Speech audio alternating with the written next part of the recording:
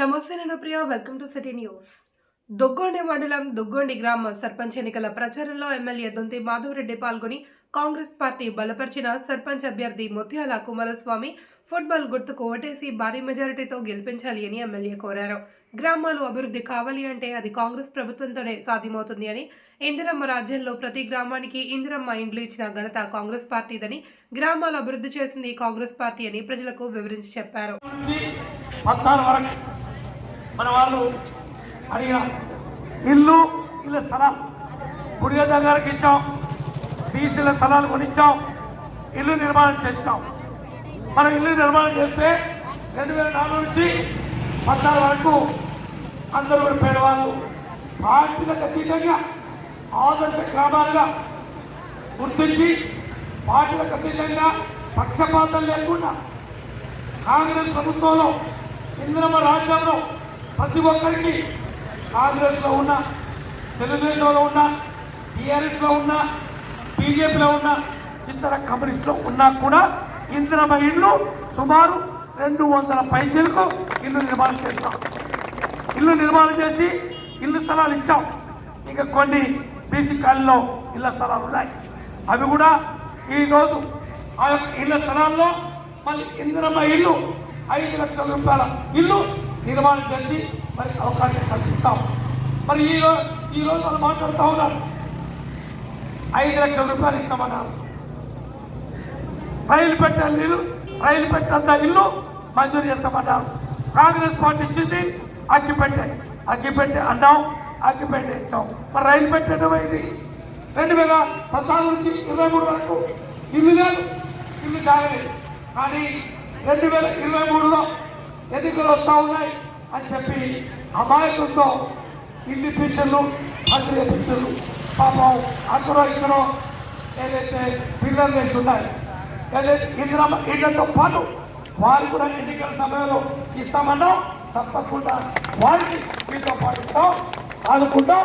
పేదల వద్ద పార్టీలకు అతీతంగా పక్షపాతం లేకుండా ఆనాడు కానీ ఈనాడు కానీ రేపు కానీ ఇంత పాలన అందిస్తామని చెప్పి ఆ యొక్క సోదరులకి సోదరి వాళ్ళకి విజ్ఞప్తి చేస్తూ ఉన్నాం.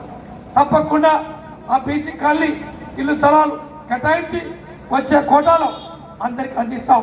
మీరందరూ చూస్తారు, ఇందిరమ్మ ఇల్లు 3750 ఇల్లు ఇస్తే మీకు 25 ఇల్లు వచ్చాయి.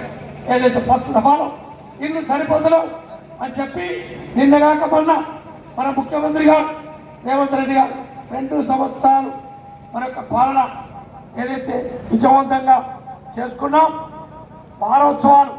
విజయోత్సవాలు చేసుకునే సందర్భంలో యంగ్ ఇండియా మోడల్ స్కూల్ కట్టాం, కస్తూర్బా కట్టాం, మళ్ళీ సక్సెస్ స్కూల్ ఆ రోజు పెట్టాం.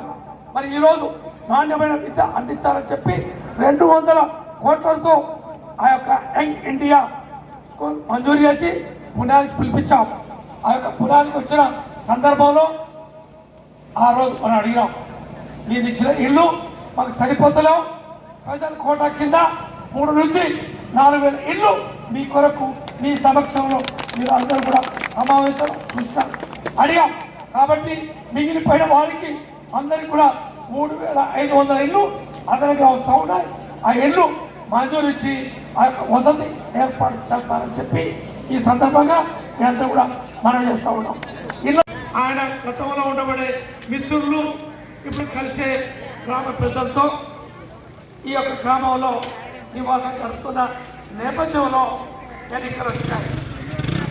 గ్రామ పంచాయతీ ఎన్నికల్లో ఈయన ఏదైతే రిటైర్మెంట్ అయిన తర్వాత సామాజిక సేవ కొరకు 15 మంది కలిసి ఈ గ్రామాభివృద్ధికి, ఈ ప్రాంతాభివృద్ధికి కొంత సహకారం అందించాలి, సేవ చేయాలనే సంకల్పంతో తిరుగుతున్న సందర్భంలో కాంగ్రెస్ పార్టీ అభ్యర్థిగా మన వాళ్ళంతా కలిసి ఆయనకు మద్దతు ఇచ్చి నిలబడ్డాడు తప్ప ఆయన వచ్చి నాకు కావాలి నేను ఉంటా అని చెప్పి అడగలేదు.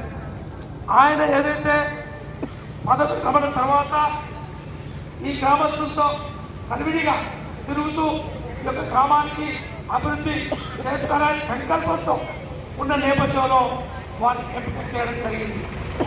ఏమి ఆశించారు ఆయన కుటుంబ సభ్యులు పెళ్లిళ్ళు అయినాయి, అందరూ కూడా నిలబడ్డారు. ఆయనకు పెన్షన్ వస్తుంది, జేబు ఖర్చుకు మరి సర్పంచ్ ఉంటే ఇల్లు కావాలంటే 2 రూపాయలు, పెన్షన్ ఖర్చు కావాలంటే 2 రూపాయలు, బస్ కిరాయి 2 రూపాయలు అడిగే వ్యక్తి కాదు.